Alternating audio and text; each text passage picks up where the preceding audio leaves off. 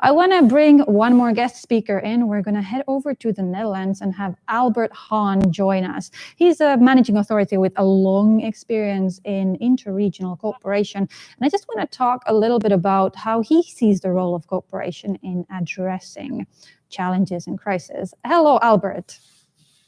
Hello, Mia. Hi, I'm glad to have you. Thank you for having me on the program. Perfect. And greetings from the Northern Netherlands to all the visitors of this event, of course. I'm happy to contribute from the perspective of a regional management authority on the ERDF program. Excellent. And I want to go right into that. When it comes to the future and expectations, well, first let me explain what makes Interreg Europe so important for us.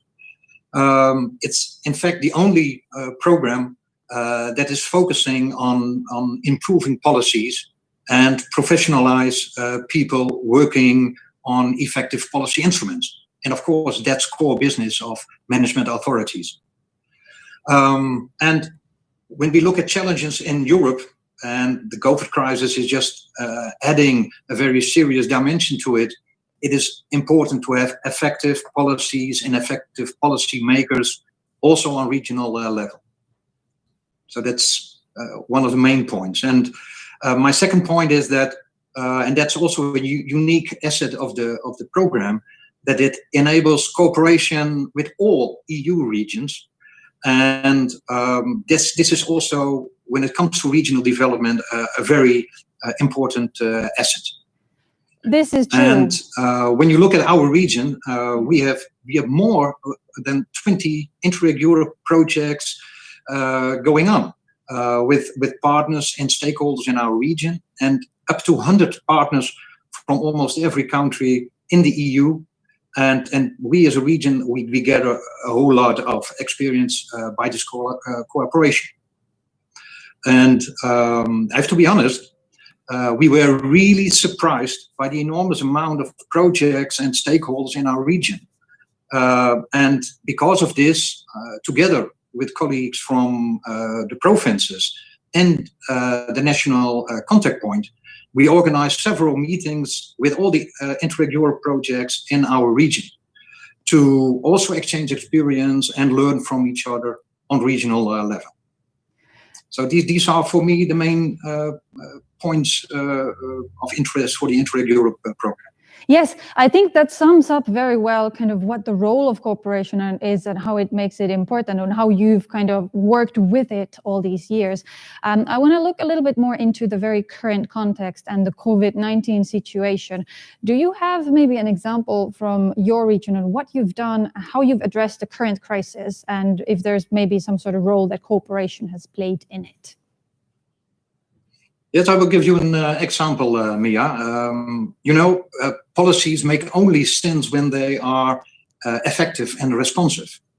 And I think the way the COVID crisis is handled underlines this very much. And it is good to see how quick EU programs try to react. And as already mentioned by the Commissioner, with extraordinary measures. But also on a regional level, we need to have the capacity for quick response within our programs. And I can give you an example of the Northern Netherlands. My colleagues and colleagues from the provinces, they were able to make, within the framework of our existing ERDF program, in just 3 weeks' time, a COVID-19 tender. We developed the tender, opened it, and more than 20 projects responded on it. And our expert panel selected the most promising projects. And as we speak, 5 projects are already working on developments in the medical sector to fight the COVID-19 crisis. And why could we do this? I think it's because of having professionalized policy instrument makers. We have a very effective and responsive governance structure in our region. And last but not least, because you can program whatever you want, but you need also a very dedicated and responsive region with stakeholders. And when you look at the response with those more than 20 project initiatives, well, it's great to see how also the region has learned and how effective they are. I think that's a perfect example of learning in practice and kind of putting the capacities that you've built into good use. And I mean, just the speed at which you managed to put together the call is quite impressive. If we have any other managing authorities following us, and if you have some other examples to share, please do pass that on to Slido. Because Albert, I want to turn our gaze a bit towards the future.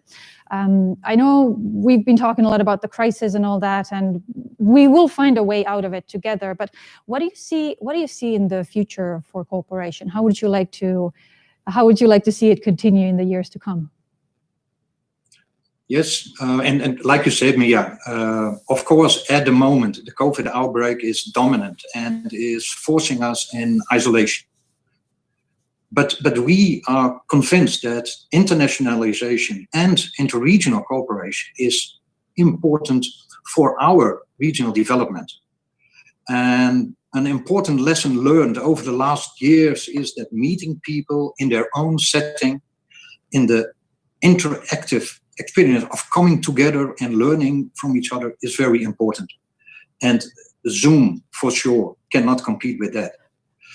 And it's also very promising to see that also after project activities, partners in Europe, like from Poland, Greece, Slovakia, they are still in frequent contact with us. And it would be a great thing to see as a result of Interreg Europe, that there would be a community of professional regional policymakers which are in contact with each other and exchange learnings. Yes, further cooperation is definitely something important. We are getting towards the end of our time together. So Albert, I want to thank you so much for sharing all these comments. I know that you've also had some cooperation with some project partners from other projects like Clusterify, and you've already shared some of your experience of how you managed to react to the COVID crisis and adapt to it in your own region. Yes. I would ask. Maybe Mia. Yeah. Just for one more moment, because we were talking about the future. I would like to mention just two wishes. We also have wishes. Sure. We would like to see a better link to smart specialization strategies within the coming projects. And what we also would like to see is from the program side, more direct contact and communication with management authorities like us, and not only the contact with lead partners. So there are also wishes.